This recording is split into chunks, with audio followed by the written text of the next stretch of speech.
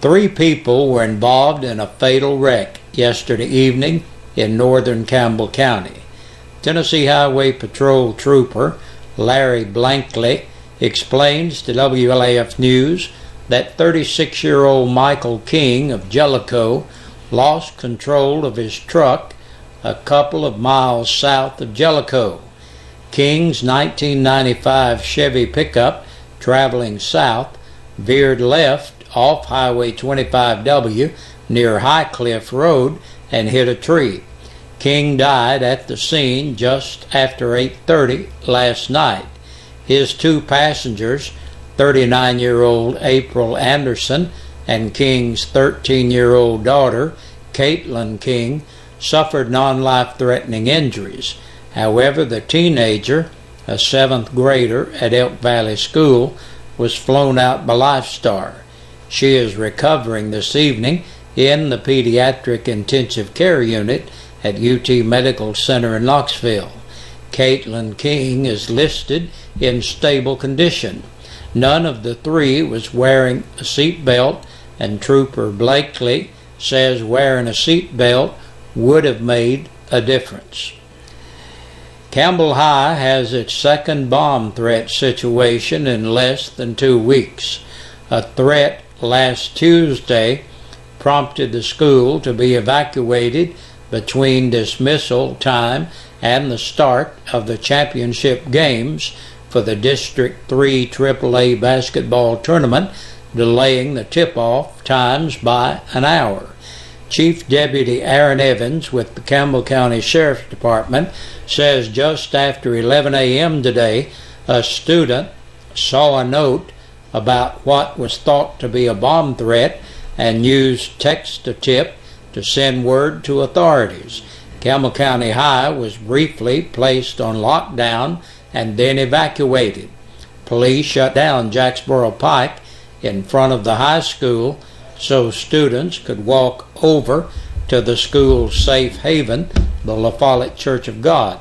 That's where students were able to sign out and be picked up by a parent.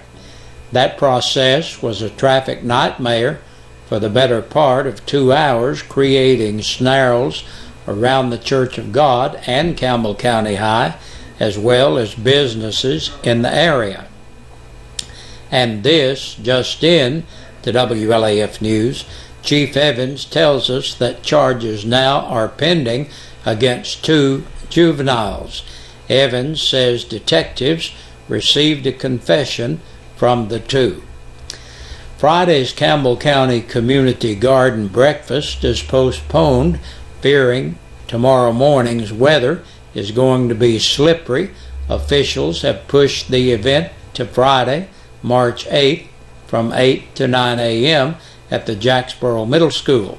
Debbie Mikesell with the County Mayor's Office tells WLAF that Neil Denton will still serve as guest speaker, and if you have already purchased a ticket, it is still good for the snow date next week. He hit 6 banks. His total was less than $100,000, and today Jason Fox, dubbed as the Bad Hair Bandit, accused of robbing a Campbell County bank, is set to be arraigned in federal court.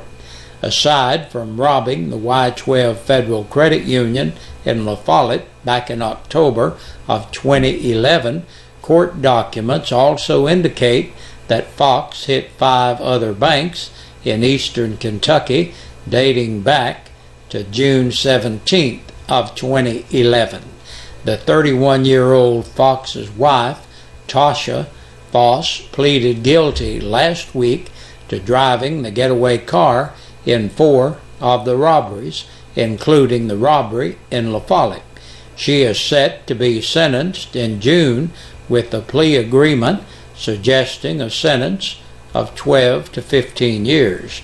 Court records outline that Jason Fox, wearing a blonde wig as part of his disguise, entered the banks, took a black semi-automatic handgun, and demanded money from the tellers using profane language and threats. The Bad Hair Bandit is expected to plead guilty in London, Kentucky. The Campbell County Board of Education meets in special session tonight in what could be an anticlimax following two packed house meetings in the past month over the future of School Director Donnie Poston. The meeting, starting at 6 p.m. at the courthouse, has been scheduled for the purpose of extending Poston's contract, so the results of the upcoming meeting leave little room for doubt other than the margin of the final vote. Also to be determined will be the length of the contract. A 2-year extension would settle the matter until after the next election and is the most likely to appeal to those board members who must face the voters in 2014. Another matter will be taken up Thursday that may mean bad news for the school board members and county commissioners alike.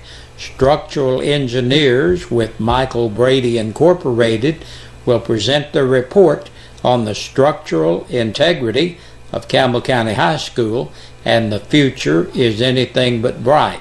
A more detailed story is found on our web channel, 1450WLAF.com. A traffic stop for crossing the center line led to an arrest for meth manufacture. After observing a driver crossing the center line several times, Deputy Cody Chapman initiated a traffic stop on Steiner Lane at the driver's residence. After checking the status of Hiram J. Fugit's driver's license, Deputy Chapman discovered the licensee had been suspended. He also observed that Fugit was not wearing a seatbelt. After allowing Fugit to park the vehicle in his driveway, he placed him under arrest. After speaking with a passenger in the vehicle, he learned there was a RV on the property with a meth lab. Deputy Chad Hicks transported Fugit to the jail, and on the way he told Deputy Hicks the RV was his and that there was meth components there, but nothing should be cooking during the search of the RV. Several components commonly used in the manufacture of meth were found. At this time, the meth task force was notified and the labs were disposed of by Sergeant Matt Wasson and Special Agent Josh Goins. A white powder substance believed to be meth was sent to the TBI for analysis. And there's a free meal tonight at the Fincastle United Methodist Church from 6 to 7, and you are invited. That wraps up our news. We'll be right back to check the press release from the Sheriff's Department. And we have 4 people that have been booked into the Campbell County Jail in the past 24 hours. Monica C. Chadwell, 39, of La Follette, for failure to maintain control of a vehicle, driving while suspended, violation of the Tennessee financial law, and violation of the registration law. 41-year-old David Joe Jordan of Mount Perrin Loop in Jacksboro for domestic assault. Benjamin Elliott King, 19, of North 19th Street in La Follette for aggravated assault by domestic violence, assault, and vandalism. And last today, 30-year-old James Thomas Lloyd of Maryville Pike in Knoxville on a capious bench warrant. And we thank you for joining us for our portion of the news today. Be sure to stay tuned right here on the radio, on the TV, and on the web, and we'll keep you informed about anything happening. See you tomorrow with the end of the week edition of the news. We sing happy birthday to you, and may all your dreams come true. Happy, happy birthday. Oh, This is your birthday song. Celebration all night long. May all you Big Josh with you here for the Birthday and Anniversary Club, brought to you by WLAF and Eastside Pizza and Deli. Looking at our Thursday birthdays, well, wait a minute. We have one birthday that was on the 29th, and that was Levi Davis. Happy birthday, Levi. I only get to say that once every 4 years, I guess. Tiffany Wallen today turns 14 years old. Happy birthday to you, Tiffany. And Kayla Love is 18 today. Happy birthday to you, Kayla. And Jada Nicole Bird, also known as Nikki Bird, turns 25 years old today. Happy birthday to you, Nikki. And Clifford Oaks is 65 today. Happy birthday to you, sir. And looking at our anniversaries today, Andrew and Wanda Ayers celebrate 49 years. Hey, congratulations to you two.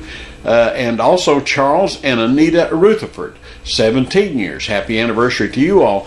And we hope all of you are having a great day. Now, if you're celebrating your birthday or your anniversary today, and for some reason we don't have your name on our list, remember this: we have a drawing each Friday. And the only way that you can qualify to be in the drawing is if we have your name on our birthday or anniversary list. Okay, and you could win a birthday or an anniversary dinner for two from WLAF and Eastside Pizza and Deli. I got to get out of here. Good night. See ya.